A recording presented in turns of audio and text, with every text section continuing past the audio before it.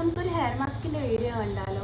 ഞാൻ ജസ്റ്റ് പൂളിലൊക്കെ ഒന്ന് പോയി ഇറങ്ങി വന്നപ്പോൾ എൻ്റെ ഹെയർ ഫുള്ള് ഡാമേജ് ആയിട്ടുണ്ട്. പക്ഷെ കിടക്കുന്നത് നല്ല ഭംഗിയിൽ ബൗൺസ് ചെയ്തിട്ടാണ്. പക്ഷെ ഹെയറിൻ്റെ ടെക്സ്ചർ എല്ലാ കാര്യങ്ങളും പോയി കിടക്കുക. അതുപോലെ തന്നെ നല്ല രീതിയിൽ ഡാൻഡ്രഫ് ഉണ്ട്. ഡാൻഡ്രഫിൻ്റെ വീഡിയോ ഞാൻ ഇവിടെ കാണിച്ചേക്കാം കേട്ടോ. പക്ഷേ അതിനിപ്പോൾ എന്ത് ചെയ്യാൻ പറ്റുമെന്നുള്ളത് ആലോചിച്ചപ്പോഴാണ് ആക്സ് ഗുഡ്നെസ്സിൻ്റെ 2 പ്രൊഡക്ട്സ് എൻ്റെ കയ്യിലുള്ളത് എനിക്ക് ഓർമ്മ വന്നത്.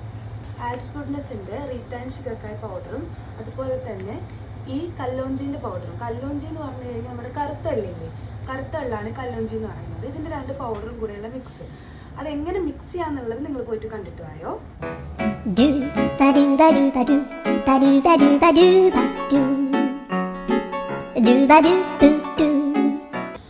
ഞാൻ ഫസ്റ്റ് ഹെയർ ഓയിലിംഗ് ചെയ്യും. അത് ഏത് മാസ്ക് ഇടുന്നതിന് മുന്നേ ആയാലും ഞാൻ ഹെയർ ഓയിൽ ചെയ്തതിന് ശേഷം മാത്രമേ മാസ്കുകൾ ഇടാറുള്ളൂ. അതുപോലെ തന്നെ ബാക്കി എന്ത് ട്രീറ്റ്മെൻറ്റ് ഞാൻ എടുക്കുകയാണെങ്കിലും, അതായത് ഇപ്പോൾ സ്പാ ചെയ്യുകയാണെങ്കിൽ എന്തായാലും ഞാൻ ഫസ്റ്റ് ചെയ്യുന്നതെന്ന് വെച്ച് കഴിഞ്ഞാൽ ഹെയർ ഓയിലിംഗ് ആണ്. അത് കഴിഞ്ഞ ശേഷം മാത്രമാണ് ഞാൻ ഈ കാര്യങ്ങളെല്ലാം ചെയ്യാൻ പോകാറുള്ളൂ. ഞാൻ യൂസ് ചെയ്യുന്ന ഹെയർ ഓയിൽ എന്ന് പറഞ്ഞു കഴിഞ്ഞാൽ അയ്യപ്പപ്പാല വെളിച്ചെണ്ണയാണ്. ഇത് കോട്ടക്കലിൻ്റെ ആണ്, നല്ലതാണ്. ഞാൻ കുറേ വർഷങ്ങളായിട്ട് യൂസ് ചെയ്യുന്നതാണ്.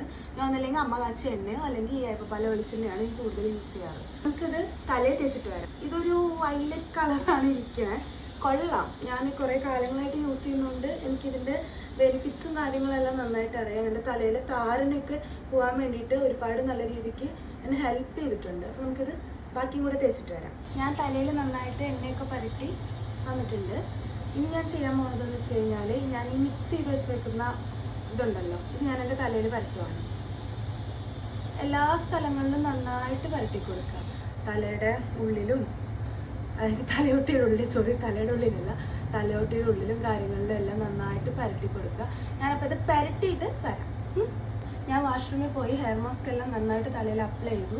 നിങ്ങളിത് അപ്ലൈ ചെയ്യുന്ന സമയത്ത് ശ്രദ്ധിക്കുക, റൂമിലിരുന്ന് അപ്ലൈ ചെയ്യരുത്.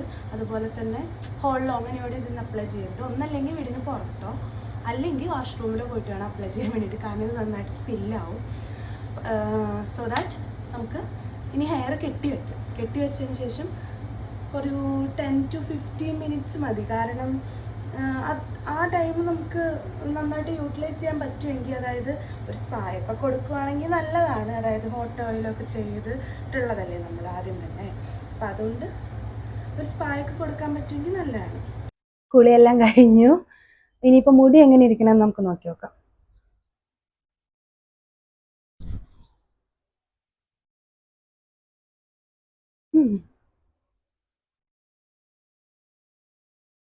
കുറച്ചുകൂടെ ഹെയർ ഇച്ചിരി സോഫ്റ്റ് ആയിട്ടുണ്ട്. അത് മേ ബി ചിലപ്പോൾ എണ്ണയും കൂടെ തേച്ചത് കൊണ്ടായിരിക്കാം. എന്നാലും ആ റഫായിട്ടുള്ള ടെക്സ്ചർ മാറിയിട്ടുണ്ട്, നന്നായിട്ട് മാറിയിട്ടുണ്ട്. ലൈക്ക് നിങ്ങൾക്ക് തന്നെ കാണുമ്പോൾ മനസ്സിലാവുന്നുണ്ടാവും നേരത്തെ ഉണ്ടായിരുന്ന ടെക്സ്ചറും ഇപ്പോഴത്തെ ടെക്സ്ചറും തമ്മിലുള്ള ഡിഫറൻസ്. നമുക്ക് ഒരു സെറം, ഞാൻ യൂസ് ചെയ്യുന്നത് ക്രൗൺ പ്രൊഫഷണൽസിൻ്റെ ജെറമാണ്. 2 ഡ്രോപ്പ് എടുക്കുക. 2 ഡ്രോപ്പ് എടുത്തതിന് ശേഷം ഒന്ന് പെൻസിലും അങ്ങനെയുള്ള സ്ഥലങ്ങളിലെല്ലാം ഒന്ന് ജസ്റ്റ് ഒന്ന് പരട്ടി കൊടുക്കുക. സ്കാൽപ്പിൽ ആരും കൊണ്ടുപോയി പരട്ടരുത്. ഇത്രയേ ഉള്ളൂ. Bye bye.